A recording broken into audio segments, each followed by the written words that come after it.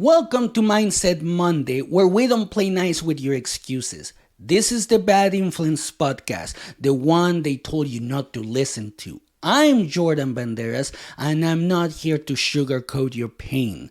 I'm here to help you take back control of your mind. So if you're tired of being at war with your thoughts, of overthinking every damn thing, of letting fear narrate your story, this is your call to wake the hell up.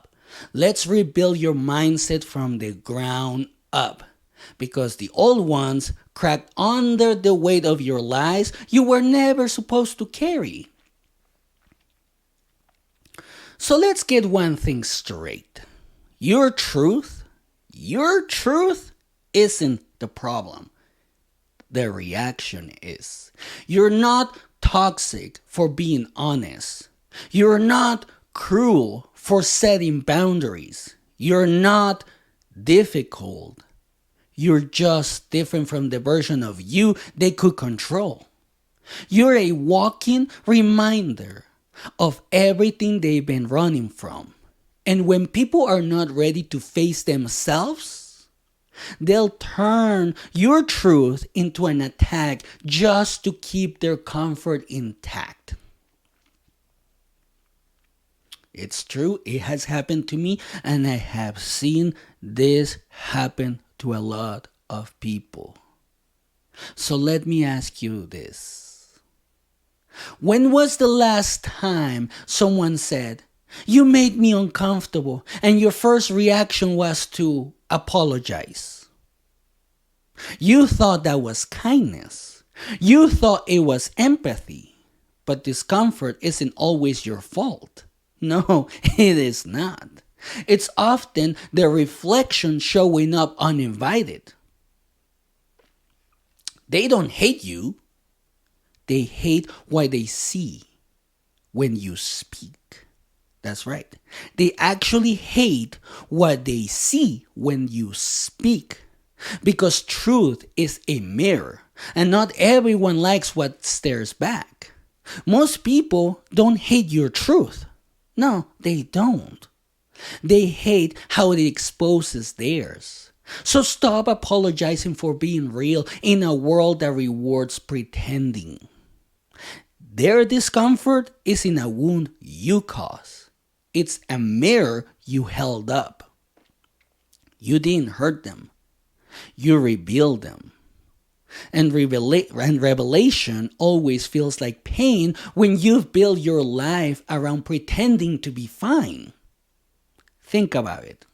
Just think about it. You're not their villain. And I want you to understand that. Because a lot of people are going to turn you into their villain just so they can actually control you. Just so they can cage you. But you're their mirror. And here's the real question. Who taught you that being liked was safer than being honest? Maybe it was your parents. Maybe it was teachers. Maybe it was survival. You learned that truth made people leave, and silence made them stay. So you started biting your tongue to keep the peace. But peace built on suppression isn't peace. It's pressure. Pressure that always explodes.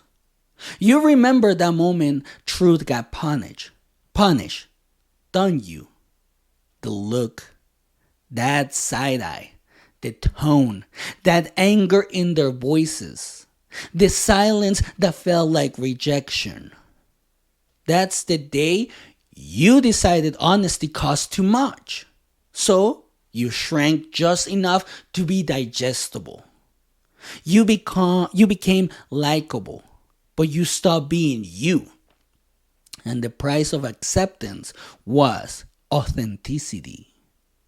And to me, that's too damn expensive to keep paying. I mean, think about it. You really want to keep paying with your authenticity so others like you? I don't think so. So think back. Who told you you were too much? too emotional, too loud, too intense, too real. You were not too much. They were too fragile to face themselves in your fire. So they label your strength as aggression, your self respect as arrogance, your clarity as cruelty. And you believe them until now. How much energy have you wasted managing other people's emotions about who you are? You've been performing emotional CPR for people who never learned to breathe on their own. Twisting your words, softening your tone, dimming your shine. Just to keep the peace. But every time you shrink, you suffocate a little more. You can't heal others by bleeding yourself dry. No, you cannot. Do you confuse compassion with self-erasure? You think empathy means carrying their pain like it's rent for existing? Almost like if you have survivor's guilt?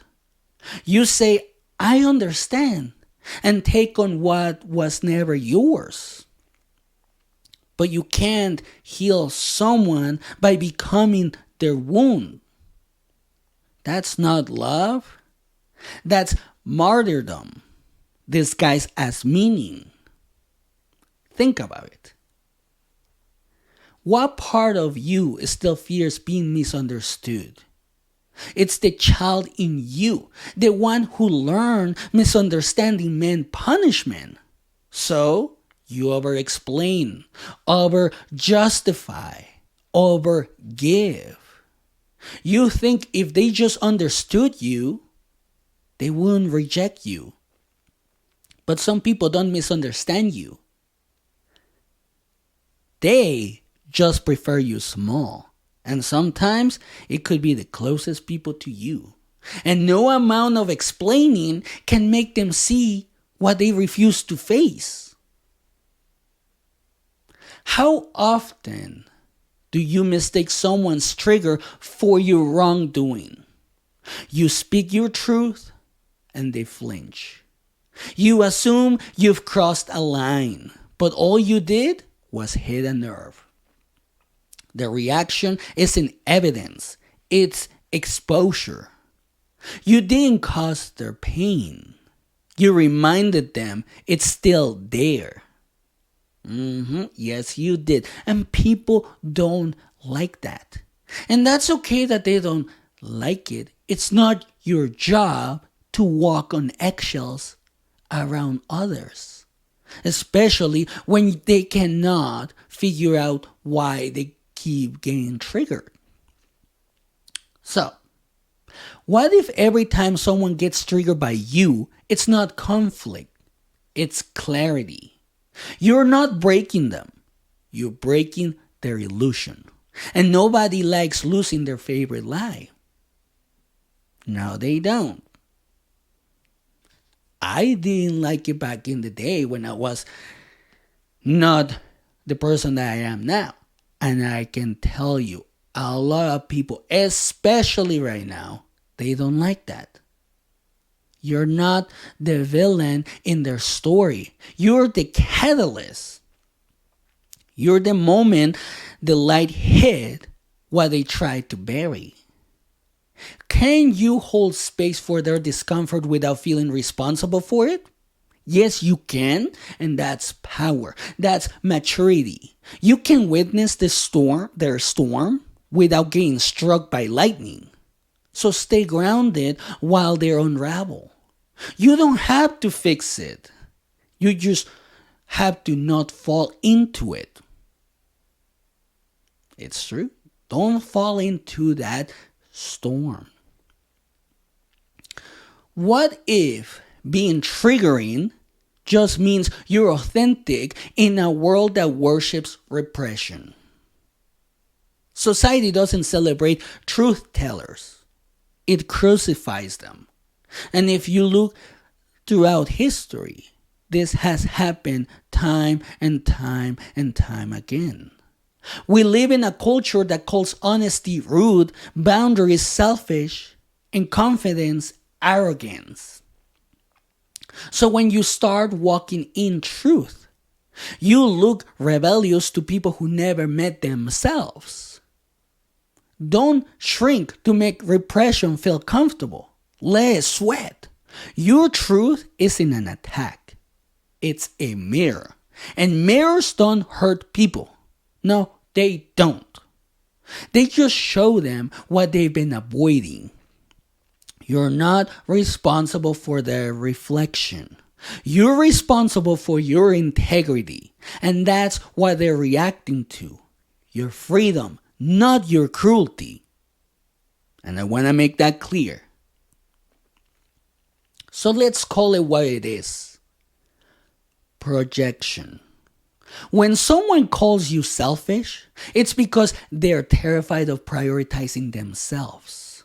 When they call you rude, it's because your boundaries remind them they have none. When they call you cold, it's because your detachment exposes their dependency. You're not who they say you are. You're who they're afraid to be. You've spent your life cleaning up emotional messes you didn't make, mistaking guilt for responsibility. But guilt only visits people conditioned to take the blame. And blame is the leash manipulators use to walk good-hearted people. So stop being the emotional janitor in someone else's chaos. Your freedom will offend people who profit from your guilt. Let it. Yeah, just let it. They're gonna get offended? Let them. Because you're not trying to offend. You're just being yourself. You're expressing yourself. You're expressing your truth. And the moment you stop apologizing for being yourself, you become unstoppable. Because now, you're not negotiating your worth. You're embodying it. And that confidence, it terrifies the unhealed. You're not here to walk on eggshells. You're here to walk in purpose. You can't tiptoe your way into transformation. And if your growth makes them uncomfortable, that's confirmation. You're growing right. I used to be terrified of triggering people. Yes, I used to be. Past tense. Because for years, I walked like my existence was a loaded weapon. Every word, every look, every opinion, I'd second guess it. Not because I was fake, but because I didn't want to be rejected. If someone flinched at my truth, I took it personally. If someone said, "You made me uncomfortable," I'd shrink, apologize, soften my edges. I thought that was empathy, but it was fear dressed as kindness. I remember someone once told me, "You're too intense," which I am. And there's nothing wrong with that. But back then, I swear, those words got under my skin like poison. Because I didn't want to be too anything, too loud, too passionate, too honest. So I started trimming myself down, laughing quieter, speaking slower, questioning every spark before it became fire. But every time I did, something inside me dimmed. Until one night, I looked in the mirror and couldn't recognize the man staring back. That version of me was agreeable, polite, safe, and miserable as hell. That's when it hit me. Peace built on suppression isn't peace. It's pressure waiting to explode. So I stopped apologizing for existing. I stopped treating my truth like a weapon and started treating it like a compass. And yes, people still get triggered. They still project. But I learned something powerful. The reaction isn't my responsibility. It's just the reflection finally showing up. Because I didn't hurt them. I revealed them. And revelation always feels like pain when you've built your life around pretending. The day I stopped caring about triggering people was the day I finally became free. Because that's when I realized I was never their villain. I was their mirror. You're not responsible for how people react to your evolution. You're responsible for not dimming your fire to keep them comfortable in their shadows. If your truth triggers them, let it.